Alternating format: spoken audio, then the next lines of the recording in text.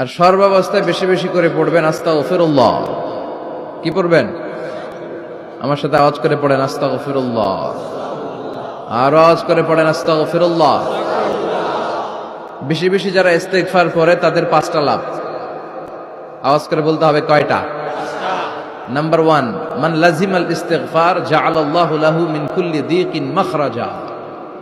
যে সব সময় ইস্তেগফারের সাথে লাজিমা মানে লেগে থাকে, আঠার মতো। কিসের মতো? চুইংগাম খান না আপনারা? চুইংগাম যদি হাতের মধ্যে লাগান আঠার মতো লেগে থাকে না? বাচ্চারা আবার দুষ্টামি করে চুইংগাম খেয়ে আরেকজনের চুলের মধ্যে লাগায় দেয়, আছে না নাই? তখন সরিষার তেল দিয়ে ছুটাইতে হয়, তাই না? তো মান লাজিমাল ইস্তিগফার, যে ইস্তিগফারের সাথে আঠার মতো লেগে থাকে, সে 5টা জিনিস পায় জীবনে। চিল্লায় বলেন না কয়টা? 1 নাম্বার, জাআলাল্লাহু লাহু মিন কুল্লি দীকিন মাখরাজা। সব বিপদ থেকে তার উদ্ধার করে কে? আল্লাহ। আমাদের জীবনে বিপদ আপদ আছে না নাই? কম না বেশি? কত বিপদ, কত ধরনের বিপদ। যে কোনো সময় দুর্ঘটনা হতে পারে, রোড অ্যাক্সিডেন্ট, আছে না নাই? যে কোনো সময় গুম হয়ে যেতে পারেন, আপনারা খুঁজে পাবেন আপনার স্বজনরা। যে কোনো সময় ক্রস ফায়ারের মধ্যে পড়তে পারেন, ঠিক কিনা?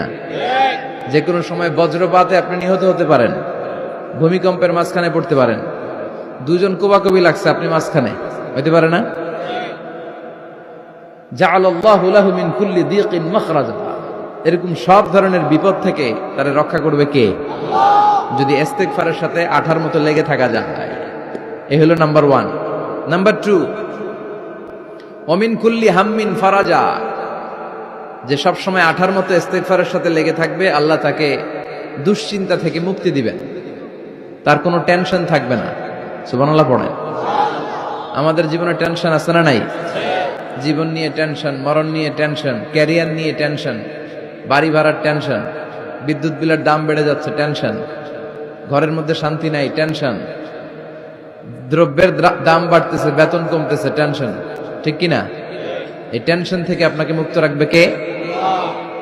নাম্বার 3, ওয়ায়ারযুকহু মিন হাইসু লা ইয়াহতাসিব। এমন জায়গা থেকে আল্লাহ আপনাকে রিজিকের ব্যবস্থা করবে, আপনি কল্পনাই করতে পারবেন না।